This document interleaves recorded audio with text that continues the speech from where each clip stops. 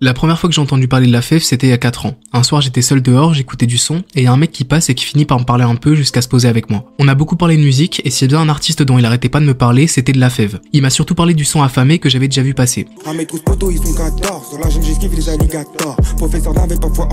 Il me disait que c'était sur lui qu'il fallait se brancher car il allait péter très vite. Et je dois dire qu'il a eu raison. Je suis pas rentré directement dedans, mais quelques mois après, à la sortie de Colaf, qui a permis de confirmer toutes les attentes qu'avait sa petite fanbase. Le projet avait tout pour réussir. Le rappeur très prometteur qu'est La Fève, qui faisait un sans faute à chaque single, finalement fallait juste qu'il soit bien entouré pour créer son premier projet qui lui permettrait de faire ses preuves. Et pour ça il a choisi Kozai. Kozai est un producteur très talentueux. Au début il est rentré en contact avec La Fève parce qu'il le trouvait très chaud. Le courant est bien passé entre eux et voilà ce que ça a donné. Un joli projet de 9 titres qui te met des tartes du début à la fin. Le seul feat du projet est avec Rally. Et on sait jamais, pour ceux qui ne le connaissent pas, c'est le mec qui a fait Bottega.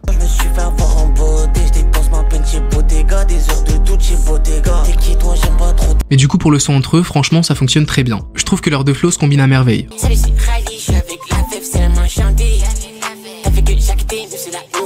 Mais en vrai c'est loin d'être le meilleur son du projet. D'ailleurs les 3 sons les plus streamés sont La Brume, La Foudre et Belle Somme.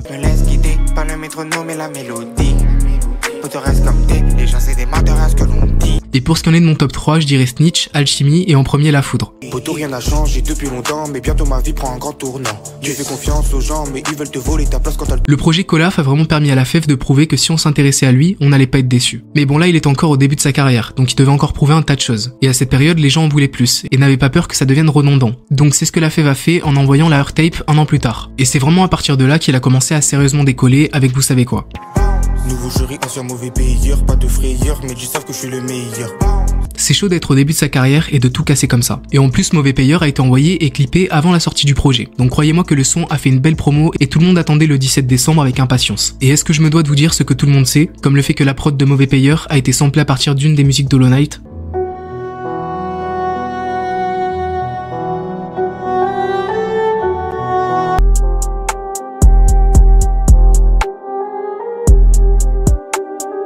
Quand le projet est sorti, les gens ont vraiment kiffé. D'ailleurs, on remarque une hausse conséquente des streams entre lui et son ancien projet. Au final, il y a eu 3 feats, avec Souley, Esteban et Zamdan. Ça ne m'apaise même plus. Combien de fois je me suis senti sans valeur. Un soir chez moi sous un clair de lune. Tu peux te faire chasser voir ton âme. Personnellement les 3 feats m'ont pas vraiment marqué. Mais le meilleur c'est avec Zamdan où je trouve que ça match plutôt bien. Les 3 sons les plus streamés du projet sont Soulé, Nohook et évidemment Mauvais Payeur. Et mon top 3 ce serait Zaza, Zombie et Nohook. Il faut que je persévère si je veux racheter la maison à mon père ma gueule. Toi t'étais mon gars, tu dates, si je sors ma liasse, tu baves, j'aurais fait la même. Bon bah c'est comme si avec ces 2 projets, La Fève nous avait fait un no-hit. C'est pas souvent qu'on voit des rappeurs démarrer aussi bien leur carrière. Donc c'est aussi pour ça qu'après la Heurtape, c'est comme s'il avait déjà toute la lumière sur lui. Et c'est d'ailleurs pour ça que La Fève va faire le choix de prendre son temps pour le prochain projet. Car là le but ça va pas être de balancer ce qu'il sait faire. Il voit plus grand que ça et il veut montrer qu'il est un vrai artiste, en proposant quelque chose de nouveau. Car lui-même avait peur que sa musique soit redondante. Entre Heurtape et son prochain projet va s'écouler une période de 2 ans. Et il va teaser la sortie de 24 avec Loyal. Ce soir j'ai comme des idées claires, passe à coup de fil à mon frère, tu sais je voulais baiser le game.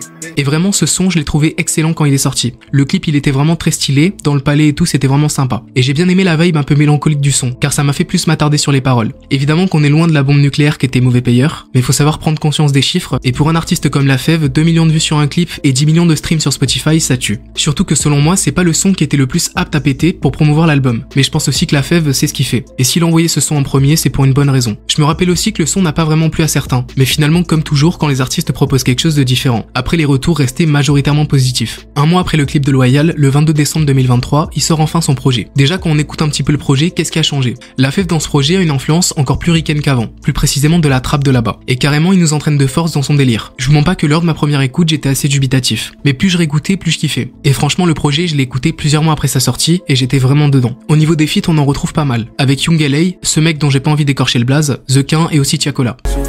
Souviens-toi tout ce qu'on a bâti.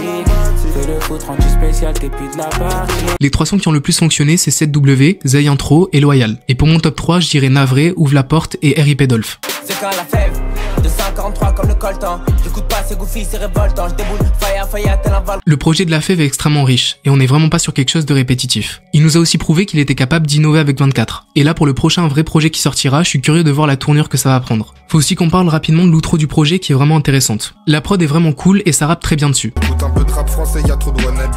Abou veut des news de maman, il me dit ça va Abi.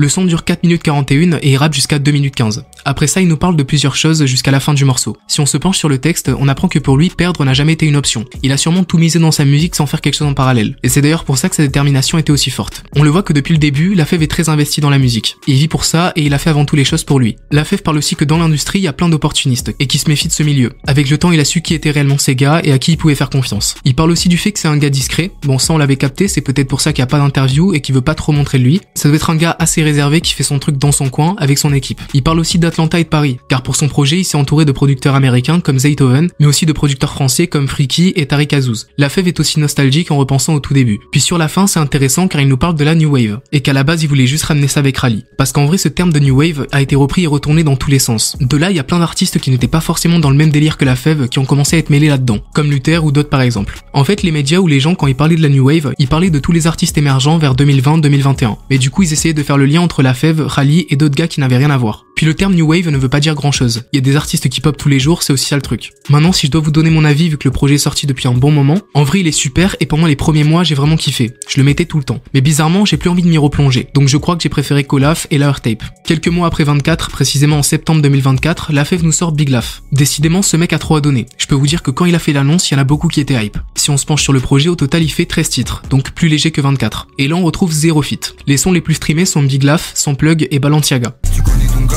Big Laf 7, j'arrive en full, Balenciaga, maintenant c'est calé, j'prends plus de tag. Pour mon top 3, je dirais rien d'original, G-Code et Sans Plug. Ils me disaient tous tu vas faire quoi sans plug. C'est qu'ils font rien eux mais rien que ça joue les thugs. J'ai mis du cas à mes gosses. Et là nous sommes sur le projet le moins apprécié de La Fève. Dire qu'il serait mauvais ne serait pas objectif. Mais je sais pas, que ce soit moi ou le public, on n'est pas vraiment rentré dedans. Après La Fève a balancé ce projet sans attendre quelque chose. C'était juste pour nous faire kiffer, un peu comme les MT The Bean. Après faut aussi se dire que c'est compliqué de rivaliser avec tous les projets qu'il a sortis précédemment. Le mec ne peut pas à chaque fois se surpasser, surtout que Big Laf a été envoyé pour le kiff. Je sais plus qui a dit ça mais je crois que c'est peut-être Yanis qui avait dit que Big Laf aurait été une réédition déguisée de 24. Et c'est très certainement le cas parce qu'on est sur le même délire que 24. Et je trouve ça assez intelligent de la part de La Fève d'avoir fait une nouvelle cover pour Big Laf. Car certains peuvent être réticents de voir certains albums réédités. Les sons de Big Laf sont sûrement des sons qui n'ont pas été mis dans 24. Big Laf est loin d'être un mauvais projet. Il est très cool mais personnellement j'ai pas écouté très longtemps. Maintenant qu'on a retracé la carrière musicale de La Fève, on pourrait se poser la question de pourquoi c'est lui qui pète le plus, comparé à tous les artistes qui ont émergé en même temps que lui. Pourquoi ce n'est pas Runa, Luther ou Ness qui ont eu cette chance à sa place? Je crois avoir la réponse mais j'espère que vous allez me capter. La Fève a vraiment l'identité la plus marquée. Il nous a prouvé qu'il était capable de faire tout type de son jusqu'à même se réinventer pour éviter la redondance. Il a aussi un style unique qui pourrait être assimilé par une plus grosse partie de gens que Rally ou Solalune, qui ont des voix vraiment très spéciales. Mais vu que leur voix est encore plus spéciale que celle de La Fève, plus de gens peuvent être réticents, par contre quand tu les entends, ils sont extrêmement reconnaissables. Finalement un peu comme La Fève. Mais ce que je veux dire c'est qu'on peut rentrer plus facilement dans les sons de La Fève que de Rally ou Solalune. Puis La Fève c'est tout simplement le mec qui a fait le plus ses preuves en proposant à chaque fois des délires différents. Et je crois que c'est pour ça que c'est lui qui ressort le plus. Après on pourrait me dire que pour Luther c'est le cas. Et c'est vrai, parce qu'entre Garçon et Exit c'est totalement différent, mais aussi extrêmement bien réussi. Mais peut-être que les sons de La Fève ont plus de chances de parler à plus de monde que ce que fait Luther. Bien que le dernier projet de Luther soit un immense succès, on le voit d'ailleurs avec les streams. Après là j'ai pris vraiment l'artiste qui peut le plus rivaliser avec La Fève, car Luther est un réel artiste et ça il a prouvé qu'il était capable de proposer quelque chose de totalement nouveau. Ce qui est très compliqué et surtout en début de carrière. Mais le truc c'est que La Fève a sorti plus de projets que Luther, donc il y a aussi ça qui joue. Donc voilà pourquoi La Fève ressort le plus selon moi. Depuis le début on a attendu qu'il fasse ses preuves et il les a fait en long et en large. Parlons maintenant d'à quel point La Fève est écologique, et que tous les artistes devraient prendre exemple sur lui. Si on n'a pas parlé de quelque chose d'important, c'est bien des MT The Bean, qui sont tout simplement des compiles de sons que La Fève n'a pas trouvé assez bons pour les caler dans des projets. Il poste ça depuis le début de sa carrière, au début c'était sur SoundCloud, mais c'est rapidement arrivé sur Spotify. Certains diront que c'est pour l'argent, mais en vrai c'est bête de penser comme ça. C'est surtout que ça régale les auditeurs. Peut-être que les sons présents dans les MT The Bean ne plaisent pas à La Fève, mais nous les auditeurs, on peut parfois trouver des pépites. Au début quand il postait c'était assez chill, genre la première il y avait que 15 sons, et à partir de la deuxième ça a commencé à devenir balèze, car au total il y a 30 sons, et dans les deux dernières il y en a minimum 40. Ces compiles sont vraiment des mines d'or. Moi qui manquais de sons, j'ai commencé à me tourner vers ça et j'ai trouvé mon bonheur. La Fève c'est vraiment ce mec passionné qui nous régale et je me pose sérieusement la question de pourquoi les autres artistes ne font pas ça. Je vais vous faire un petit top 3 des MT The Bean 3 et 4, car j'ai pas encore écouté la 1 et 2. Déjà dans celle-ci, pour moi Calaf aurait dû être un son à caler dans un projet, car l'alchimie est vraiment là. J'envoie un message à maman en lui disant que demain je serai peut-être pas à la maison. Faut que j'ai le passeport américain. Puis il y a aussi Collage et 14 juillet. Fait un an que j'ai pas fait de collage, je m'enrichis, je m'éloigne des faux là. Le rap game ils font des clonages de ma gueule. Je sens comme Moussa à Lille, ces rappeurs m'envoient au lit, c'est banal comme un MC qui s'appelle Lille. Pour MT The Bean 3, je suis encore en train d'écouter, mais pour l'instant j'aime beaucoup Monnaie Chute. Je m'endors, je veux me réveiller et voir que le cache tombe. Je compte pas les anciens qui sont tombés dans les cages. Puis t'as aussi Métier et Trahi qui est incroyable. C'est quoi mon métier? Chanter tout l'été pour cette bite. House m'a dit je vais pas ok. Porsche Panamera, rare comme Amira.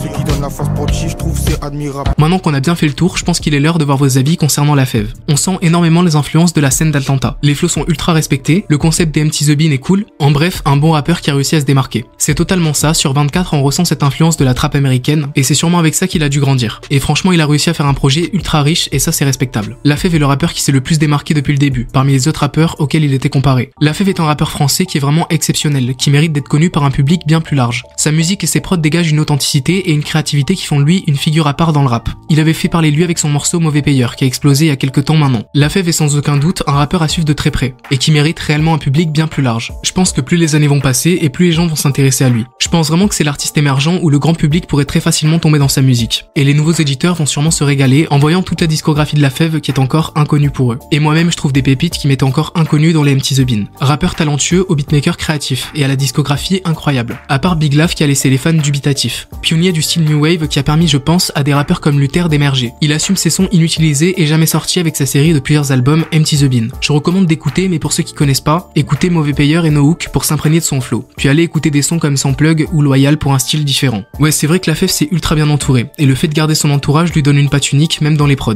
Par contre, je pense pas qu'il ait permis à Luther d'émerger. Je pense que Luther a fait son chemin tout seul en faisant ses preuves, comme avec la grosse différence de DA entre Garçon et Exit. Et je pense qu'il est le seul responsable de son succès. Mais La Fève a porté la lumière un petit peu sans le vouloir, car les médias et les auditeurs les rangent un petit peu dans le même sac. Et pour les sons que tu as donnés, tu fais bien, car c'est vraiment les meilleurs pour commencer à s'imprégner de son délire. Pour moi, c'est vraiment le god du rap FR qui pense être. Il est trop fort, il a vraiment un style à lui, avec un flow un petit peu US mais retravaillé à sa manière. Son projet 24 est incroyable, style de prod assez diversifié, même si parfois manque d'une plume sur certains morceaux, ça manque de délivrance dans les textes et parfois d'émotion. Je dirais pas que j'écoute La Fève parce que c'est un grand lyriciste, mais plus pour son flow et la vibe des sons, même si parfois il m'arrive de m'attarder sur les paroles qui peuvent parfois être gauleries ou sincères. Par exemple sur 24, il y a un peu de tout, et ça c'est super bien. On a vraiment des sons comme Navré ou 7W où c'est vraiment le flow qui domine. Mais il y a des sons comme Loyal ou L'Outro où là tu t'attardes plus sur les paroles car il se confie vraiment. Je l'ai connu grâce à une vidéo de Script et j'ai directement aimé sa musique très influencée par Atlanta. Et il m'a fait un petit peu penser à la génération SoundCloud des States. C'est vrai que Script ont fait une vidéo très complète sur le sujet. D'ailleurs c'est rare qu'ils parlent de rappeurs français et quand ils le font je kiffe tellement. D'ailleurs Script je conseille vraiment, ça te fait des vidéos de fou et croyez-moi que vous allez être bien servi. Carrément je mets le lien en description. Et si sa musique te fait penser à Atlanta, c'est car t'as dû commencer à écouter avec 24. Puis pour SoundCloud, je crois qu'avant La Fève était beaucoup sur cette plateforme. Trop bien, j'ai découvert ce rappeur il y a un an par un ami qui en écoutait. Je t'avouerai que je suis pas trop dans le rap et encore moins dans le rap français. Mais en ce qui concerne La Fève, j'ai bien aimé tout ce qu'il proposait jusqu'à présent. C'est vraiment une très belle découverte. Mes albums préférés sont Heure et 24 qui sont vraiment génialissimes selon moi. Voilà pourquoi La Fève a ce truc en plus. J'ai aussi connu des gens qui kiffaient pas vraiment le rap, mais que La Fève a quand même réussi à convaincre. C'est aussi pour cette raison qu'il est déterminé à aller très loin. En soi, il est encore très jeune et il a encore plein de choses à nous proposer. Il s'est fait taper sur les doigts pour son album Big Lav, alors que c'est un album surprise sans prétention de faire vivre une expérience différente de son album 24. Je n'ai donc pas compris l'acharnement sur ce dernier. Les gens sont durs, le mec fait un perfect depuis le début, donc forcément qu'il y aurait des gens prêts à l'ouvrir quand il allait proposer quelque chose de moins bon que ce qu'il a pu déjà proposer avant. C'est un humain et se surpasser à chaque fois c'est compliqué. Surtout quand là, comme tu dis, il y avait aucune prétention et c'était juste pour faire kiffer les auditeurs. Moi je préfère un mec qui envoie du son régulièrement comme La Fève avec ses différents projets ou les MT The Bean, plutôt qu'un mec qui en fait des caisses pendant 8 ans pour finalement arriver avec quelque chose que je ne kiffe pas vraiment. Après bien sûr c'est mon avis ça.